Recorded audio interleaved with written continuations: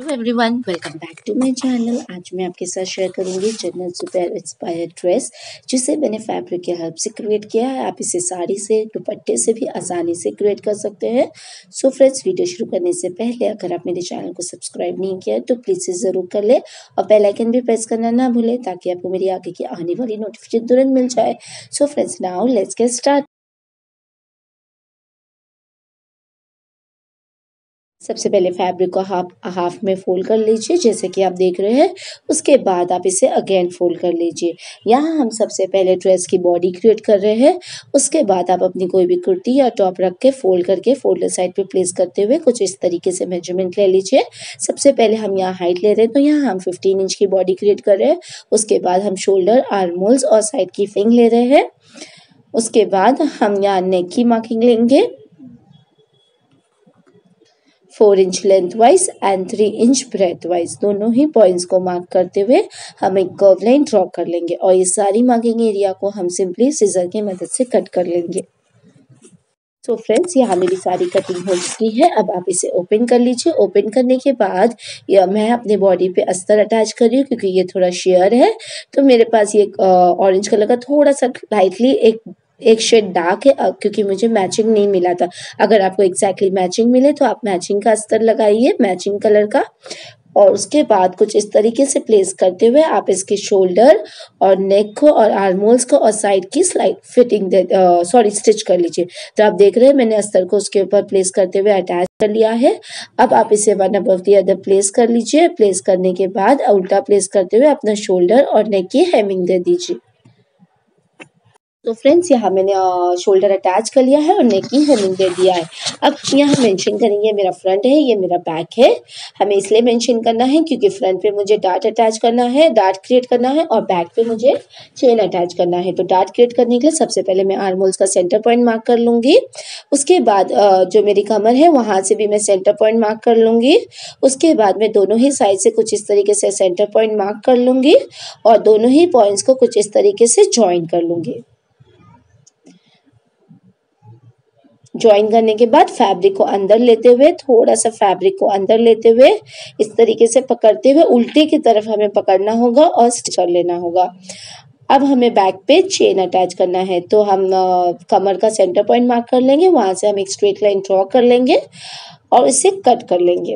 Cut करने के बाद आपका जो चेन है उसे आप प्लेस कर लीजिए इस तरीके से, और जो किनारे के रॉ एजेस है उसे कुछ इस तरीके से फोल्ड कर लीजिए। फोल्ड करने के बाद चेन को नीचे रखिए, जैसे कि आप देख रहे हैं। रखते हुए आप स्टिच कर लीजिए। इसी तरह आप दोनों ही साइड से स्टिच कर लीजिए।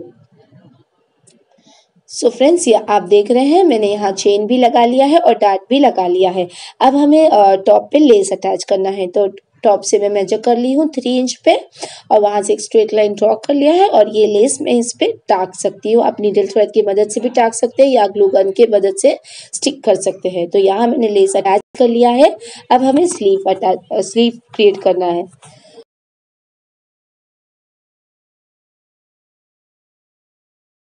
स्लीव क्रिएट करने के लिए सबसे पहले फैब्रिक को हाफ में फोल्ड कर लेंगे। उसके बाद हम इसे अगेन फोल्ड कर लेंगे।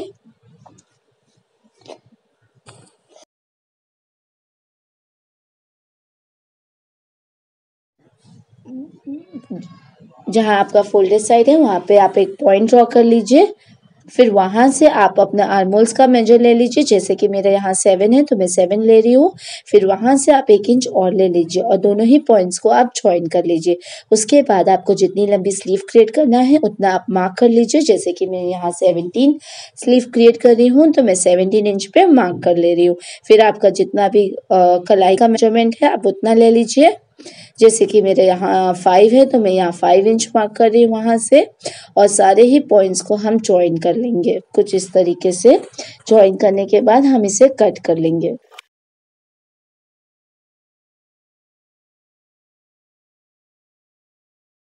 यहाँ मेरी सारी कटिंग हो चुकी है। अब आप इसे ओपन कर लीजिए। ओपन करने के बाद जो स्लीव के बॉटम के रॉ एजेस है उसे आप हेम कर लीजिए। हेम करने के बाद आप टॉप से मेजर कर लीजिए। आपको कितने पे लेस अटैच करना है। तो सेम उसी तरह हम जैसे कि टॉप पे लेस अटैच किया था, सेम इसी तरह हम स्लीव पे भी लेस अटैच करेंगे। तो ऊपर से मैं 3 इंच पे मेजर कर लूँगी और वहाँ से हम एक स्ट्रेट लाइन ड्रॉ करके इस पे लेस अटैच कर लेंगे।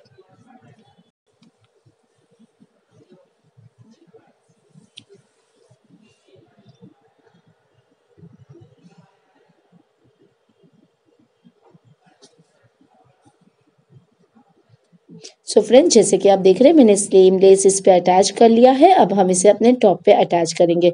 टॉप को सीधा रखेंगे और स्लीव को उल्टा रखेंगे। इस तरीके से प्लेस करते हुए हम इसे अटैच कर लेंगे ऑल ओवर। इसी तरह हम अपने दोनों ही स्लीव को अटैच कर लेंगे।